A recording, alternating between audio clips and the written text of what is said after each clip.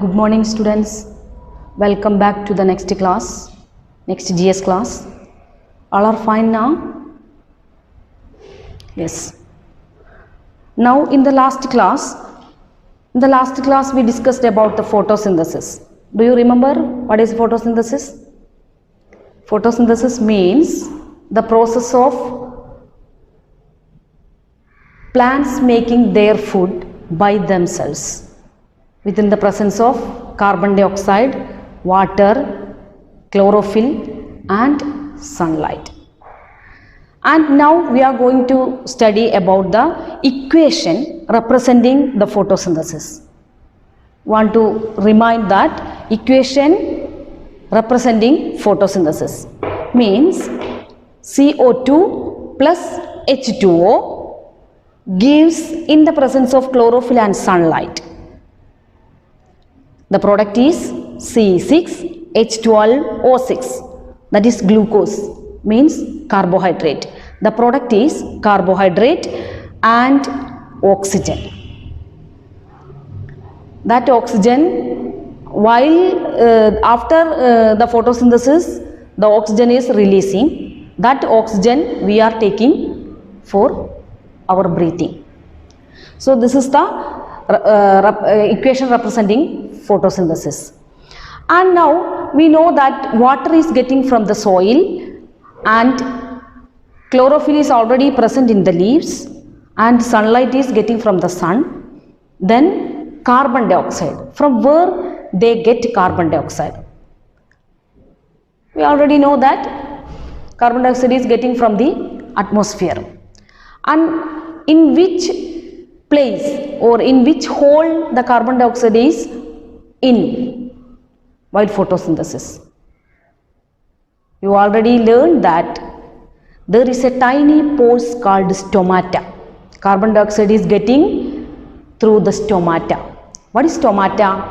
The tiny pores are, pores means holes, tiny pores are present at the surface of the leaf called stomata. This is the structure of the stomata. Two guard cells are there and there is a small opening called stomatal opening, and inside the guard cell there is chloroplast, that is green in color. This is the stomata structure. And then now we are going to study about the insectivorous plants. That word is very familiar with you. Insectivorous plants means some plants are eating insects. We already studied that animals are eating plants, but this process is vice versa. So insectivorous plants means some plants are eating some small insects. Examples are Venus flytrap and pitcher plant. From 5th standard onwards, you already studied that the Venus flytrap, but the pitcher plant is new one for you. So these are the two examples for insectivorous plants. And how these insectivorous plants or Venus flytrap and pitcher plants, how they trap the insect. They can trap the insect and they can digest it. In the pitcher plant, in our textbook there is a pitcher plant's picture, diagram is there. So in that picture, its structure is like this and there is a lid. This pitcher plant is always open, that lid, that covering. That lid is always opening. If any insects are coming at that time, if there is go inside, that they will close their lids. And in such a way, they trap the insect and digest it. That is the speciality of insectivorous plants. And the next one is saprotrophs. Saprotrophs are some organisms are eating dead and decaying materials. Dead and decaying materials. Examples are fungi. Fungus are the examples. We know that some fungus are edible, some fungus are poisonous. Example, mushrooms are a type of fungus. Mushroom. Do you know mushroom? Some Mushrooms are edible, but some are poisonous, very poisonous. And some fungus are used as medicines. So, saprotrophs are, or fungus are, some organisms, they eat dead and decaying materials. That is why they are called saprotrophs. The next one is symbiotic relationship. Symbiotic relationship. What is meant by symbiotic relationship? Some organisms are live together and share shelter and food. Some organisms are live together and share shelter and nutrients or food. Such relationship are called symbiotic relationship, and examples are lichen. This is lichen. Lichen is algae and fungus are live together. Algae is a type of organism and fungus is another type of organism. And these two organisms are live together to share shelter and nutrients. That is why they are called symbiotic relationship. And then next one,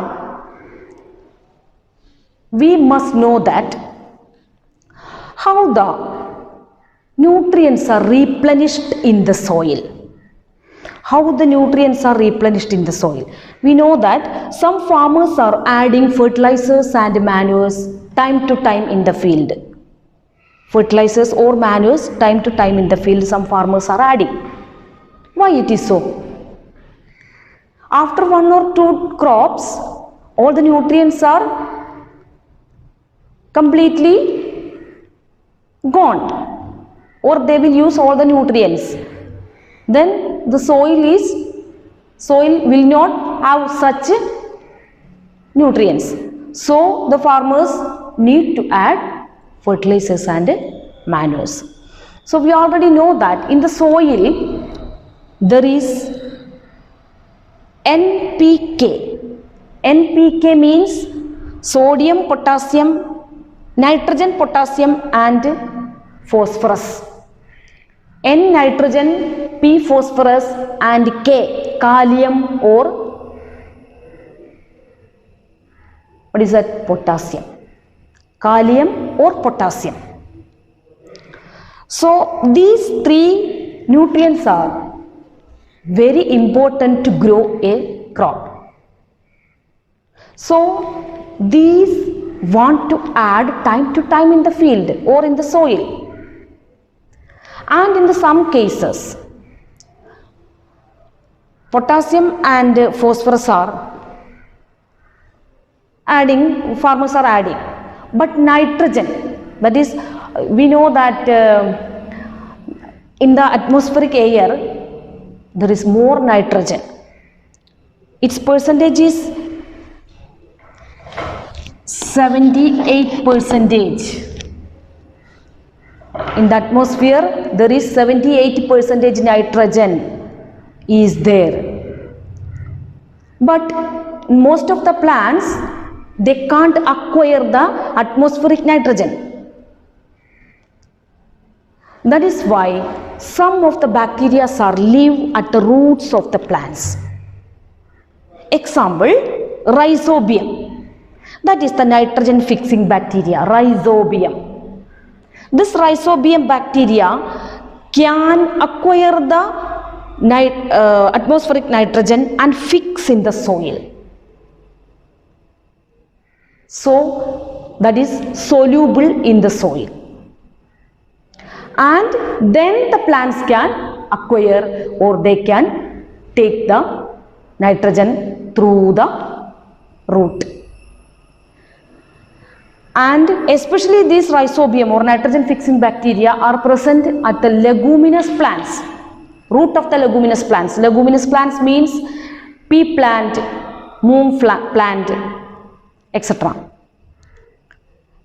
These plants root there is nitrogen fixing bacteria like symbiotic relationship. They have shelter and the plants give more safety. So this leguminous plants have nitrogen fixing bacteria, and this rhizobium can acquire the more nitrogen from the atmospheric air and fix it in the soil. So all the plants can acquire this nitrogen from the soil. In that way, the nitrogen is taking plants through the roots. So all these nutrients are replenished in the soil. So that is why the farmers are adding fertilizers and manures time to time in the soil. All of you got me? Again, insectivorous plants. First one, insectivorous plants, insect eating plants. Example, Venus flytrap and pitcher plant. They can trap and digest the insects. And saprotrophs are some organisms. They eat dead and decaying materials. Example, fungi. Some fungus are edible, some fungus are poisonous, but some fungi used as medicines. And next one, symbiotic relationship. Algae and fungus are live together. Example, lichen. They live and share shelter and nutrients. That is the symbiotic relationship. And then the equation of photosynthesis, CO2, H2O gives, in the presence of chlorophyll and sunlight, C6H12O6, that is carbohydrate or glucose, and plus oxygen. That is the equation of photosynthesis. Then stomata. Stomata is a tiny pores present at the surface of the leaves are called stomata. It has two guard cells, and inside that there is chloroplast. It is green in color. And then last one is the stomatal opening. Through the stomatal opening, the carbon dioxide is acquiring the leaves. So this is enough for the day. So our lesson is over, and the notes I will give you, so you can do in the GS notebook. Okay, thank you.